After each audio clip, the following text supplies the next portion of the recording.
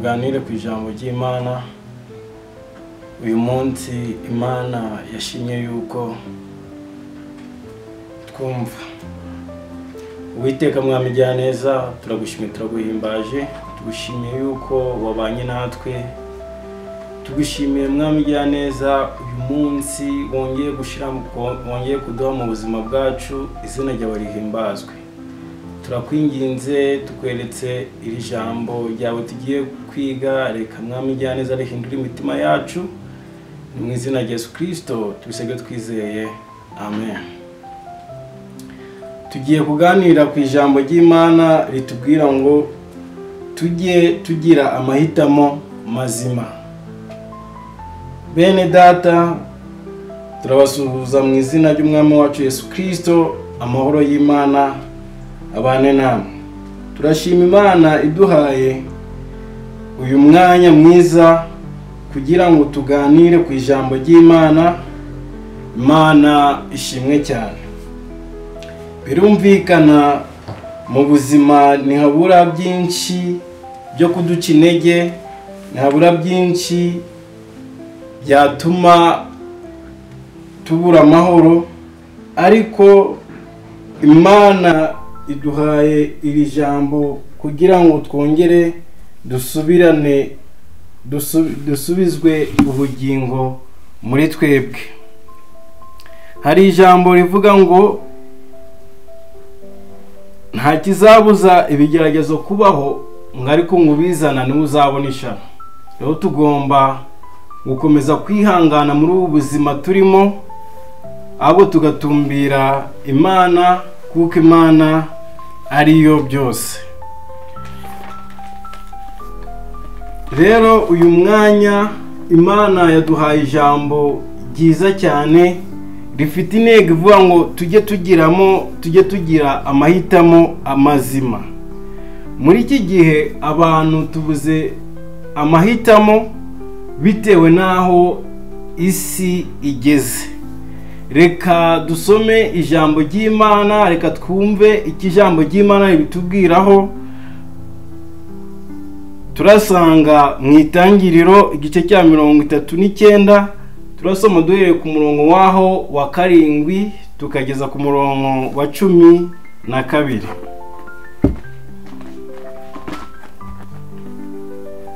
Tugiye gusoma ijambo ry'Imana. Turasanga mu Itangiriro igice cya 39, turasoma duhereye ku murongo wa 7 tukageza ku murongo wa 12.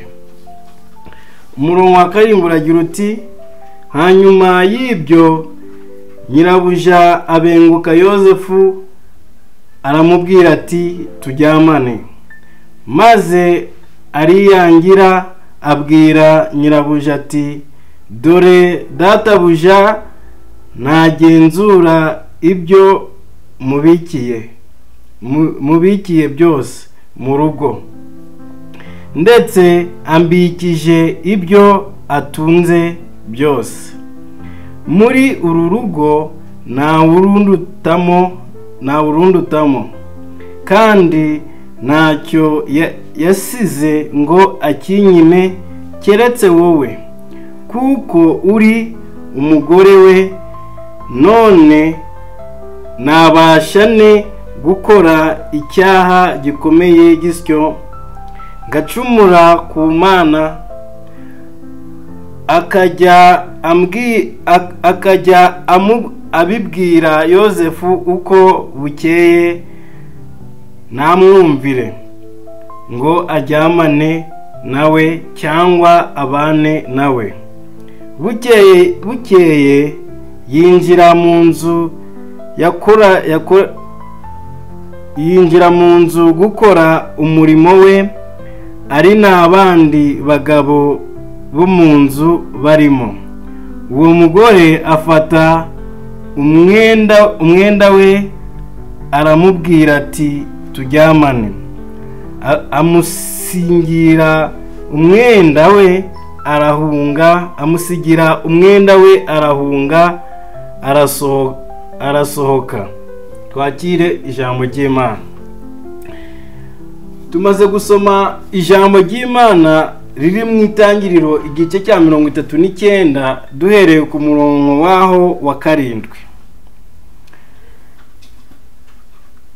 Iri jambo ry'Imana ririmo ritubwira ku nkuru ya Yozefu, ukuntu Yozefu yabayeho mu buzima bwe, ukuntu Yozefu Imana yagiye imuteza intambwe umunsi ku munsi. Yozefu yari umwana wa nyuma wa Yakobo, uwo bita umuhererezi cyangwa se bucura. Uwo Yozefu ise Yakobo yaramukundaga cyane, niwe wasigaranaga na se. Bene nyina bagiye kuragira amatungo, nuko Yozefu akajya ashira bene se wa Yozefu ibyo kurya. Rero Yozefu umwuka w'Imana wagendanaga nawe, akamubaho iteka ryose. Nibwo Yozefu muri icyo gihe cye yagendaga yumva byinshi, Imana imwongorera byinshi, haba mu gicuku cya nijoro akagenda abona inzozi zigiye zitandukanye, akajya agira amatsiko yo kugira ngo abashe gusobanukirwa iby'izo nzozi, bikagira naho azirotorera se Isaka zimubwira, bikagira naho arotorera bene nyina inzozi yagize.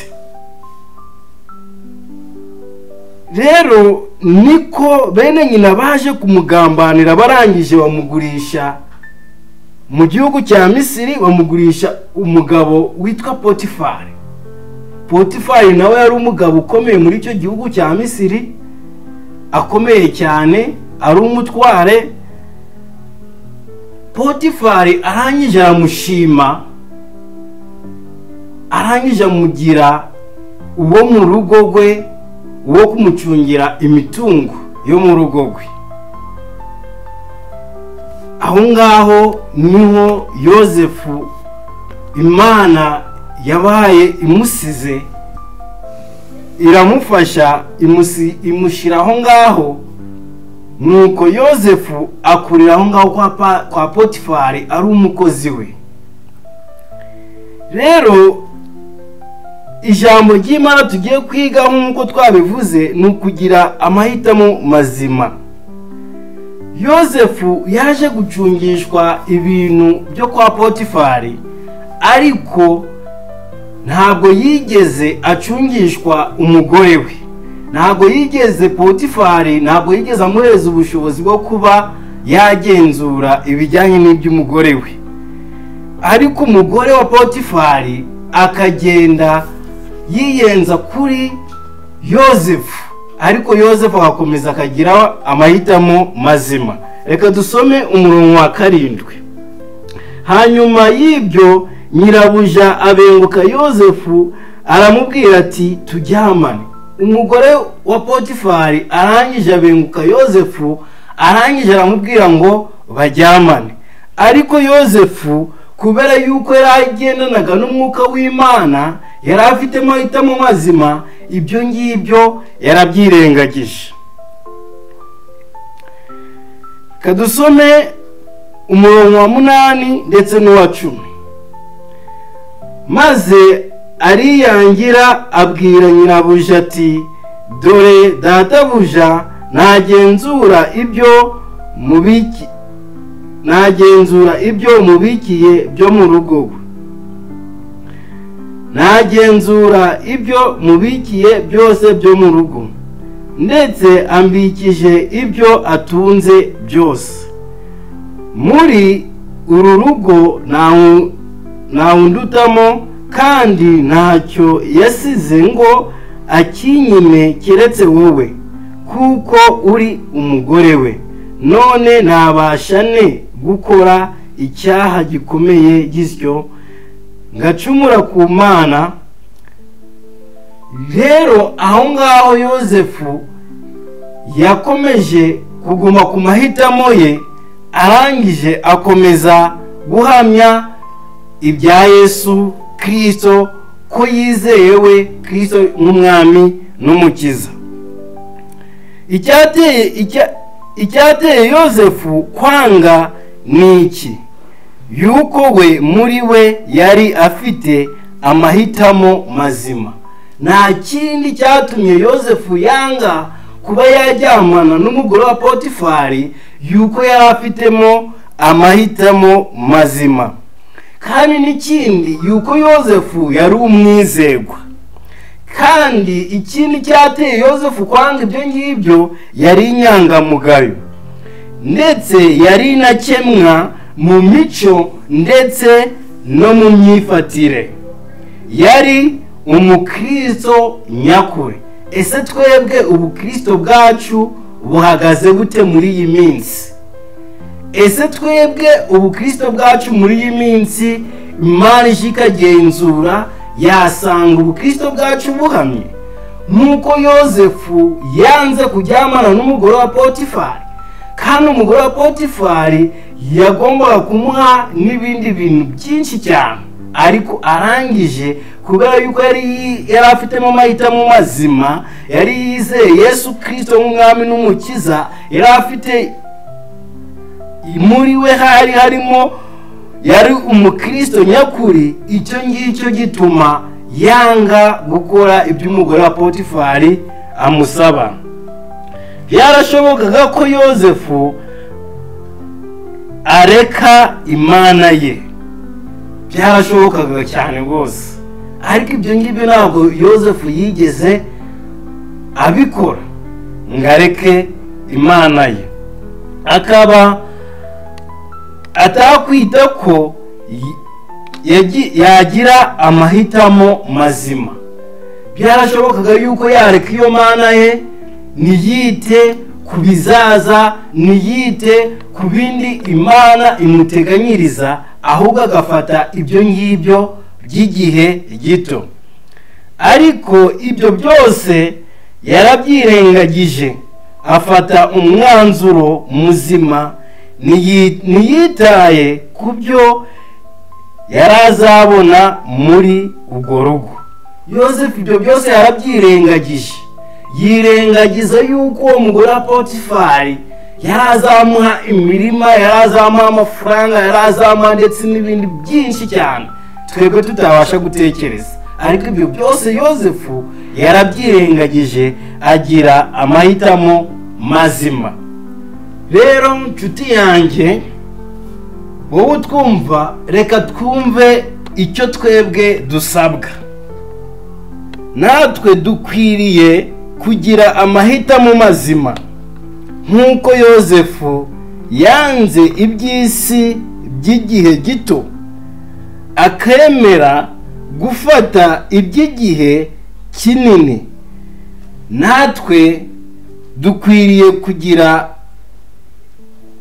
amahitamo mazima, dukwiriye gukiranuka by'ukuri.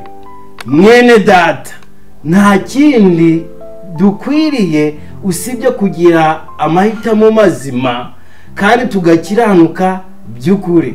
Nitwite ku byiza by'igihe gito, ahubwo tugafata iby'igihe kirekire, ibyo Yesu Kristo, iby'Imana iduteganyirize.